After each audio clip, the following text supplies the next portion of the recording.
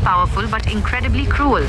His nature was such that he considered insulting others or causing them harm as mere fun and games. He would ruin a poor man's work or crush someone's self-respect, and when the victim cried, he would burst into loud laughter. He would mockingly say, "Oh, it was just a joke.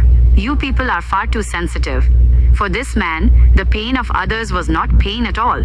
He believed that his power was the only law that mattered, and that he was untouchable. One day, an old wise man approached him and said, "You laugh at the tears of others today, but remember that the law of nature is far greater than the law of man. You treat people's lives like a game, but when the wheel of justice turns, that very laughter will turn into a cry for help." Eventually, the man crossed a line where the society and the legal system had to intervene. He thought he could escape, as he always did, but when the grip of the law tightened, he realized that the right to live belongs equally to everyone. What he dismissed as a joke was, in the eyes of the law, a serious crime. Behind the bars of a cell, for the first time in his life, he understood what pain truly felt like, the pain of losing one's freedom and dignity. Regarding law and order, can they really escape?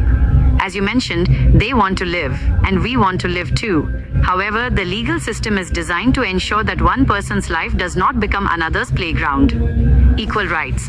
The law dictates that every human has the right to live with dignity. No one has the legal authority to harass others under the guise of humor. Mental and physical harassment. There are strict laws against those who inflict pain or mental torture. Even if they think they are joking, the law looks at the impact on the victim, not just the intent of the harasser. Accountability. While it may seem like cruel people get away with things, the system of order eventually catches up. A society cannot function if the cries of the suffering are ignored forever. My reflection: it is deeply unfair when your pain is not recognized as pain.